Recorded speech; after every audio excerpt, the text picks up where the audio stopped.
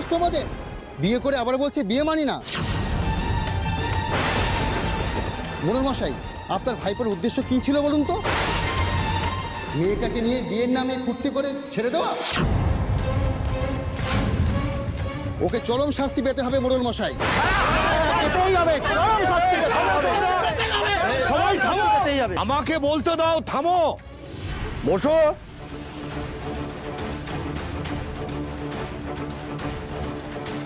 আমার কথাটা তো শুনতে হবে না। তোমরা দুপক্ষই যদি বাকবিতণ্ডা করে চলো, তাহলে আমি বিচারটা করব কি করে? বেশ, আপনি জিজ্ঞেস করুন না, দেবীর মাথায় সিঁদুর ছিল কি না? সিঁদুর থাকা মানেই কি? হ্যাঁ কি না, ব্যাস।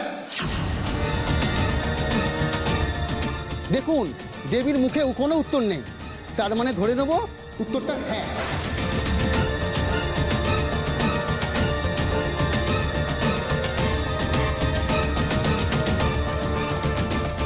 এবার আপনার ভাইপোই বলুক না, ওর হাতে সিঁদুর ছিল কিনা। আবার আবার সে ঘুরে ফিরে একই কথা। হ্যাঁ কি না এটুকু বলো। কঠিন শাস্তি দিতে হবে, এসব নোংরামা বরদাস্ত করবো না আমরা।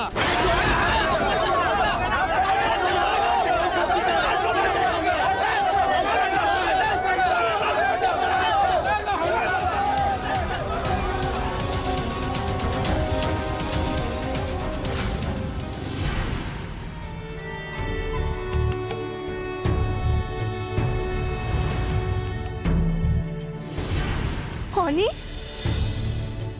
কি করলে এটা তুমি?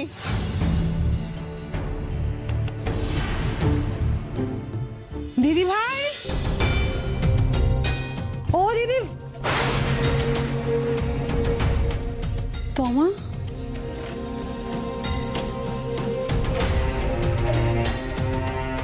আমার তুই কি রে? হ্যাঁ, এখানে এসব নিয়ে বসে আছিস কেন মা? শুনে অনি, অনি অনি এসেছি। না না না না, শোন, আসেনি এখন, ওরা চলে আসবে, এরকম করছিস কেন তুই? অনি এখনো আসেনি কেন? হ্যাঁ, হ্যাঁ, এতক্ষণে তোদের চলে আসার কথা। মানে ওরা এখনো আসেনি কেন? আসবে, আসবে। আমি মনে হয় না একবার আমার ওখানে যাওয়া উচিত, বুঝলি তো? কি করছিস তুই? কেন পাগলামো করছিস? না, একটু ধৈর্য ধর, মা চলে আসবে। বুঝতে পারছো না আমি ধৈর্য ধরতে পারবো না। আমি কাটখিও না তোমরা, আমি যাবো। তমসা, তমসা, ঠান্ডা মাথা আমার কথাটা শোনো। তমসা, তুমি কেন এমন করছো বলো তো? আমরা তো বলেছি তোমাকে একবার, দেবীর সাথে অনির এই বিয়েটা আমরা কেউ মানি না। অনির সাথে আমরা তোমারই বিয়ে দেব। তুমি শুধু এরকম অস্থির হয়েও না মা, এরকম অস্থির হয়েও না। কাকে বলি তোমরা বুঝতে পারছো না? তোমরা কিছু বুঝতে পারছো না। ওই মেয়েটা না রাক্ষসী, ও রাক্ষসী। ও আমার অনির সাথে যদি কিছু করে বসে, আমি না স্থির থাকতে পারছি না। আমাকে যেতে হবে, আমাকে তোমরা যেতে দাও, আটকেও না। তমসা শোনো, ঠাকুর আছেন, ঠাকুর যা করেন সব ভালোর জন্য করেন। ঠাকুর সবকিছু ঠিক করে দেবে। ঠাকুরের ওপর অন্তত একটু ভরসা রাখো। তাছাড়া উনি নিজে বিয়েটা মানে না তমসা। আমি এক্ষুনি ঠাকুর ঘরে যাচ্ছি, ঠাকুরের কাছে প্রার্থনা করব যেন এই বিচারের রায় তোমাদের সপক্ষে হয়।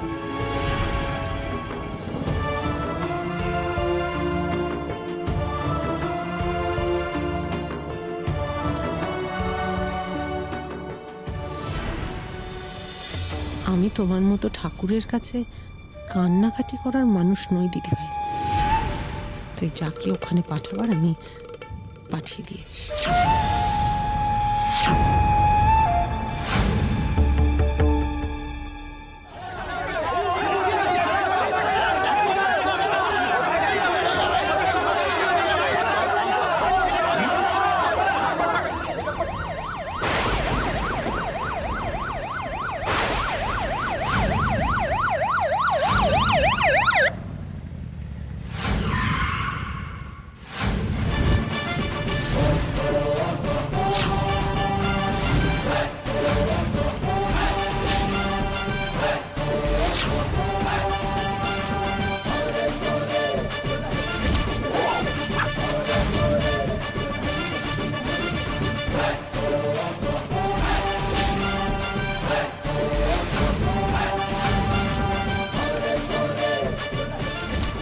সবাই চুপ। সাইলেন্স।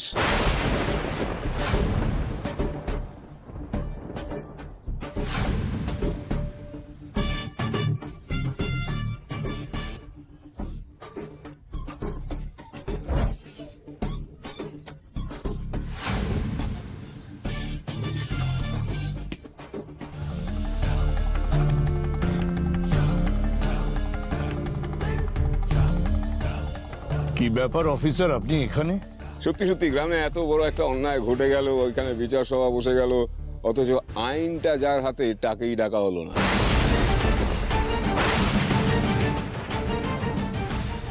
বিষয়টা হচ্ছে এতদিন গ্রামে যে বিচার সভা বসেছে সেখানে বিচার করেছি আমি, তাই আপনাকে এ ব্যাপারে ডেকে আর বিরক্ত করতে চাইনি। যা ঘটেছে তাতে তো আমি বিরক্ত না হয়ে পারছি না। কথাটা হচ্ছে আপনার বাড়িতেই যদি এরকম ঘটনা ঘটে তাহলে পরে কি ইমপ্রেশন পড়বে গ্রামে বলুন তো? না, সেটা তো ঠিকই, যেটা ঘটেছে সেটা অনভিপ্রেত, কিন্তু আমরা যে সঠিক বিচার করব এই নিয়ে কোনো সন্দেহ নেই। আপনি দেখুন না, আসুন প্লিজ। মেচকা, আমাকে একটা ইম্পর্টেন্ট ফোন কল অ্যাটেন্ড করতে হবে, আমি একটু সাইডে যাই।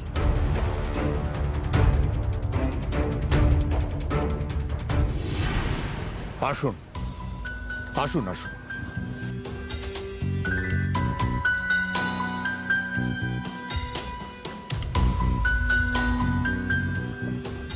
আসুন আসুন, এই তোরা সর, বসতে দে। সরো সরো।